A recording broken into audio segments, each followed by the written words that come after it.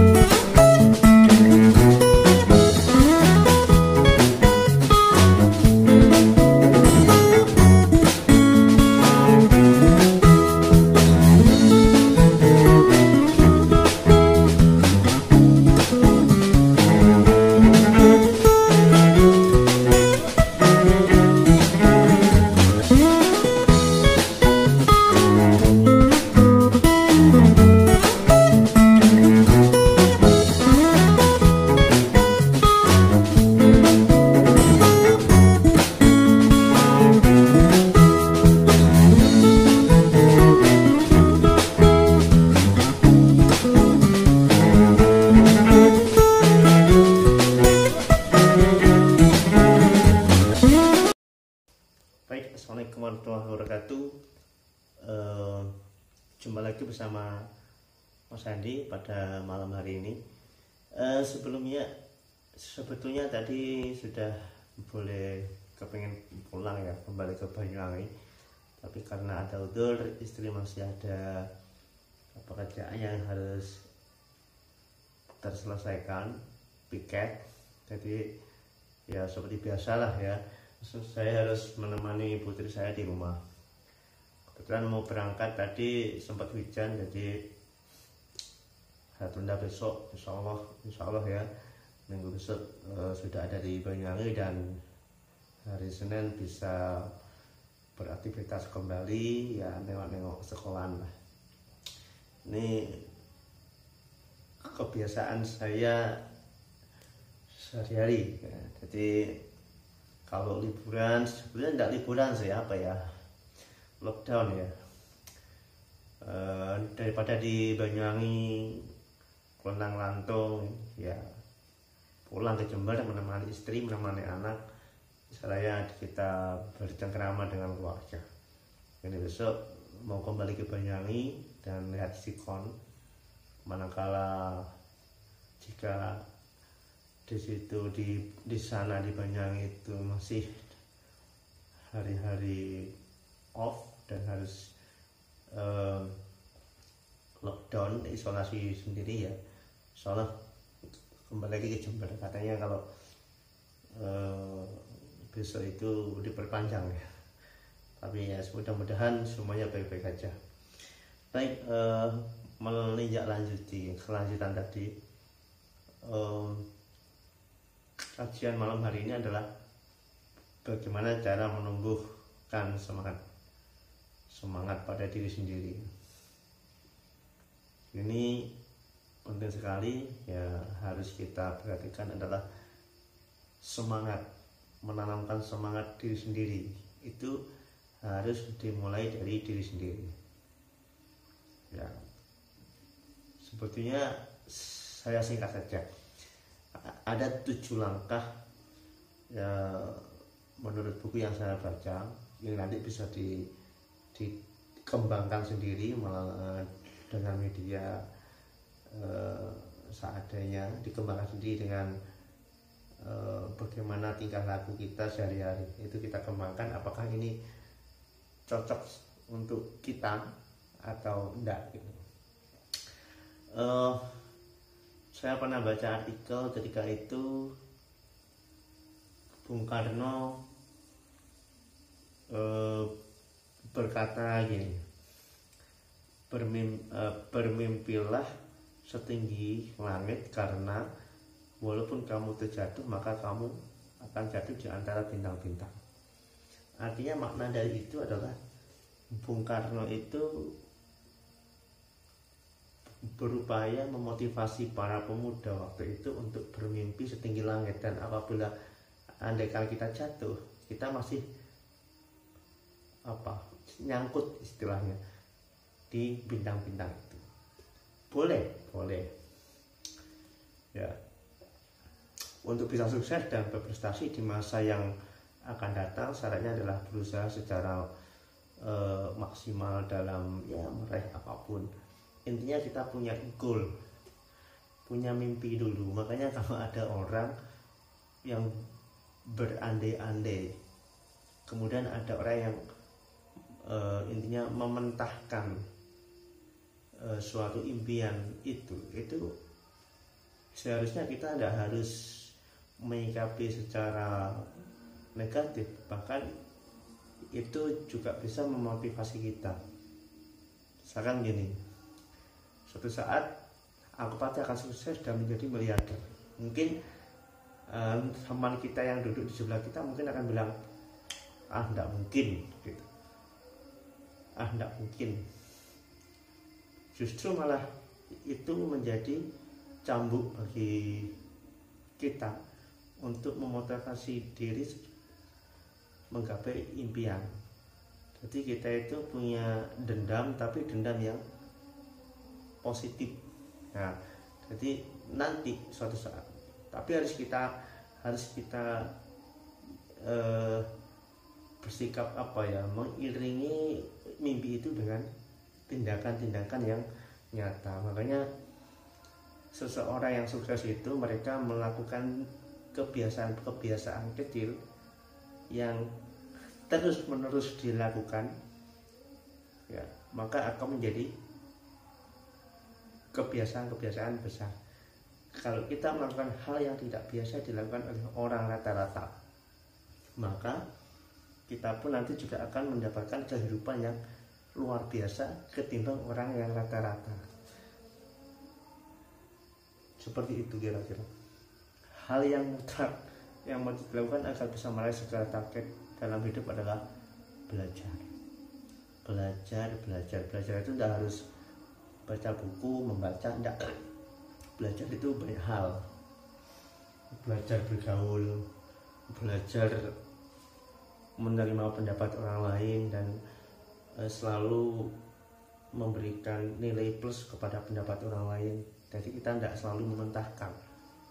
Jadi kalau ada teman yang berpendapat, ya kita hargai itu, karena setiap pendapat apapun itu,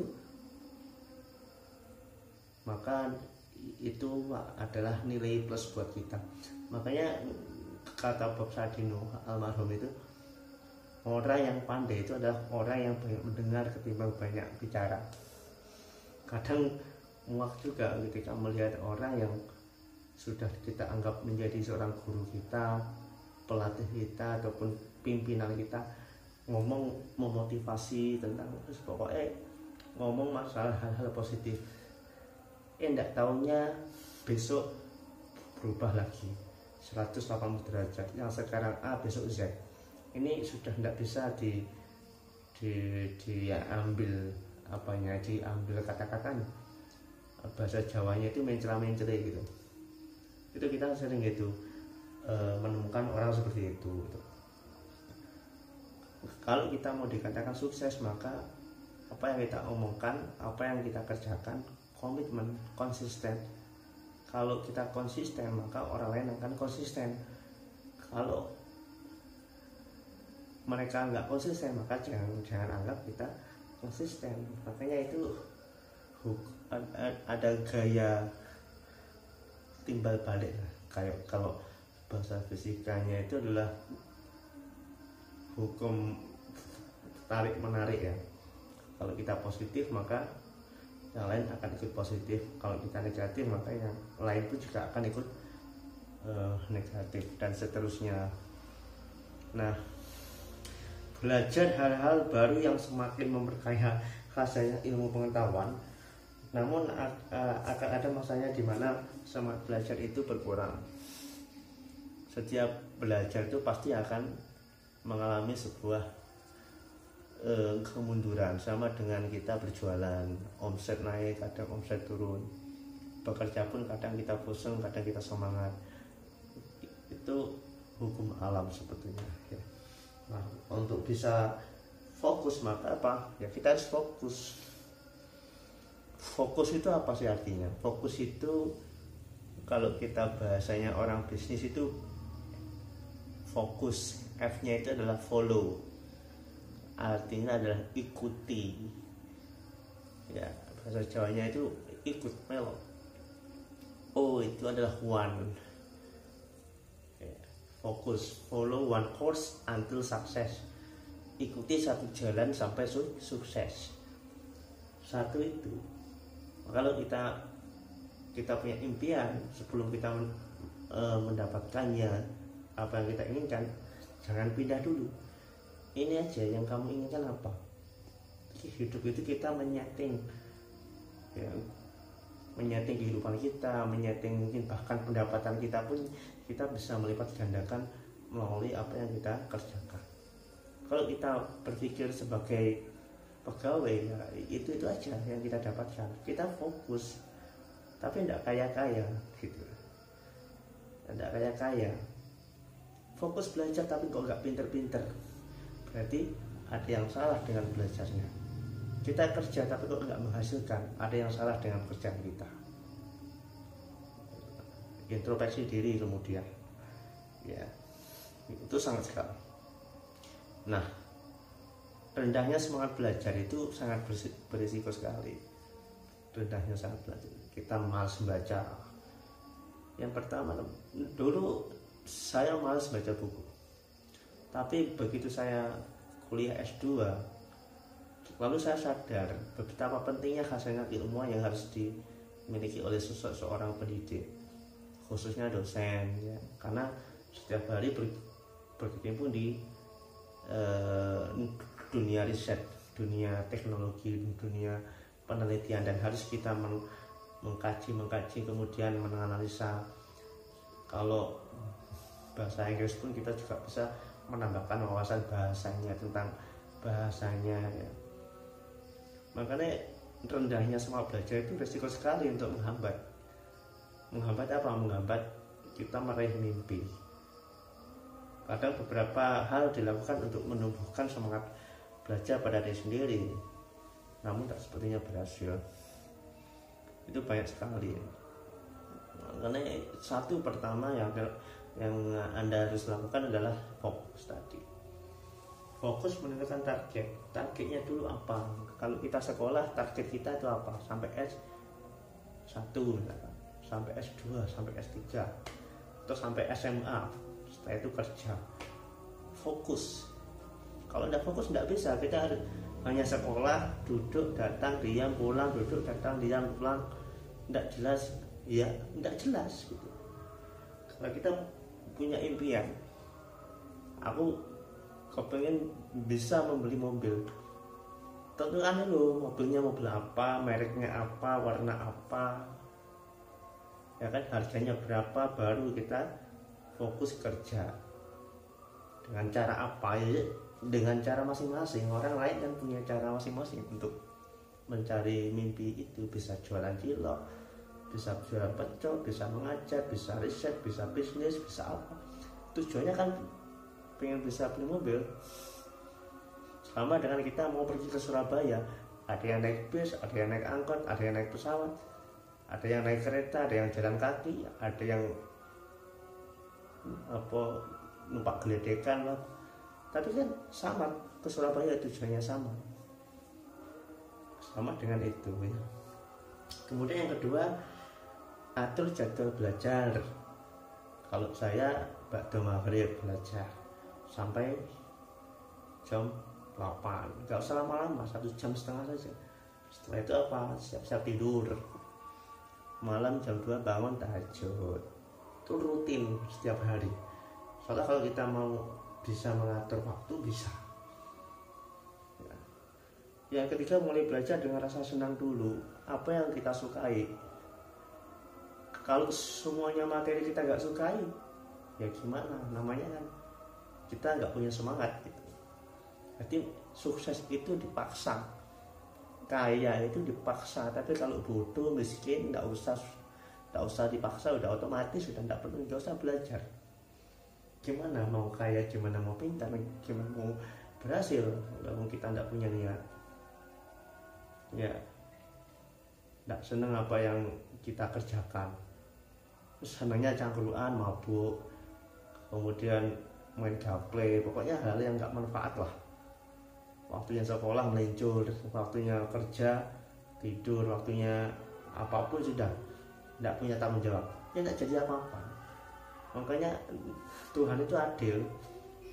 Kalau seusia muda, seusia kita masih muda, usia 16 sampai 20 tahun, bahkan 30 tahun, hidupnya hanya dibuat nganggur saja, senang dulu, insya Allah nanti di usia 35, 40, 50 pasti hidupnya akan susah. Kenapa? Karena kita senang dulu, bukan sorrow dulu. Makanya nyanyian lagunya Jamrud itu, berakit-rakit dahulu, berenang ke tepian. Susah-susah dahulu, senang kemudian. Susah dulu baru senang. Jangan senang dulu, susah kalian nanti. Itu ya. Jadi dimulai rasa senang dulu. Kemudian yang keempat, hargailah waktu. Belajar menghargai waktu itu salah satu cara menumbuhkan semangat belajar pada diri sendiri. Belajar disiplin. Ya jam 6.40 berangkat, ya berangkat, atau 30 menit sebelumnya itu sudah sampai ke sekolah kalau anak sekolah ya. Kalau kuliah itu masuknya jam 10.15, berarti jam 9.40 harus sudah ada di kampus. Seolah-olah itu kalau bisa itu kita sudah datang dulu, duduk dulu sebelum gurunya datang. Kita biasanya enggak, kita nunggu gurunya masuk kelas dulu, nunggu dulu, ngoprak-ngoprak dulu. Itu sudah tidak sukses, itu sudah calon orang nggak sukses. Terus kemudian menciptakan sensasi pada belajar. Sensasinya apa?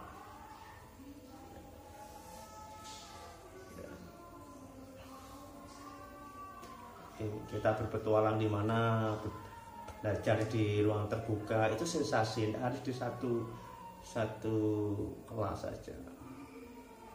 Menumbuhkan motivasi untuk belajar, bekerja, senang melakukan pekerjaan itu, kemudian dibuat apa pekerjaan itu gitu. Yang tahu yang kita sendiri. Kemudian keenam, beri penghargaan pada diri sendiri. Apa sih target kita agar semangat belajar dalam diri kita itu selalu tumbuh, dan memberi penghargaan pada diri sendiri itu tiap kali mencapai yang kita targetkan itu perlu gitu. Atau memberikan hadiah pada anak, pada siswa, ataupun pada anak, atau kita sendirilah sebagai orang tua. Karena hal tersebut bukan tentang bagaimana penilaian orang lain terhadap Anda, akan tetapi bagaimana Anda menghargai setiap usaha yang Anda lakukan. Makanya kita itu perlu penghargaan sebetulnya. Bukan kita sok gila penghargaan, enggak.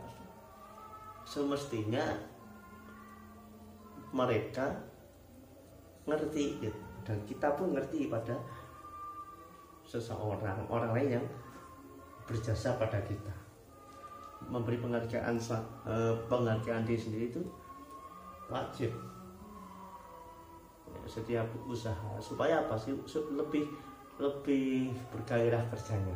Ya mungkin kalau pegawai ditambahi insentifnya, ya kan. Setiap ada lomba-lomba, kalau menang ditambahi insentifnya, itu menumbuhkan rasa semangat. Yang ketujuh, hadapi setiap masalah dengan menawan, santai gitu. Makanya saya punya teman, mas sama ndak punya uang, susah ndak susah, podo ae. Piye maksudnya? Nggak pernah aku melihat sampean itu sedih susah guyu dong. Memang harus sedih nangis gitu. Enggak, hidup itu apa namanya, tidak flat. Hidup itu gini, jadi harus kita syukuri bahwasanya kita dihadapkan di suatu masalah yang besar. Kita harus secara dewasa harus menghadapinya secara positif. Ya, mungkin bisa dipraktekkan di sehariannya gitu. Karena ini juga saya pun berdasarkan baca buku, berdasarkan apa yang sudah saya alami, itu saya coba itu. Ya, mungkin teman-teman bisa mempraktekkan seperti itu. Yang pertama yang berharga itu adalah bagaimana menghargai waktu. Contoh bagi anak muda yang remaja yang dasar ini, bagaimana caranya kita bisa menghargai waktu untuk sholat tepat waktu, itu aja wes pokoknya itu. Tidak usah telat-telat. Ya, mengapa kok berat? Memang awal itu berat, tapi nanti kelamaan akan enteng dan akan menjadi suatu kebiasaan. Nah, dari kebiasaanmu itulah nanti akan mengubah gaya hidupmu menjadi orang yang sukses. Walaupun Anda belum jadi orang sukses 100%, tapi gaya kita itu seperti orang yang sudah berhasil. Mudah-mudahan bermanfaat. Jaga kesehatan. Assalamualaikum warahmatullahi wabarakatuh.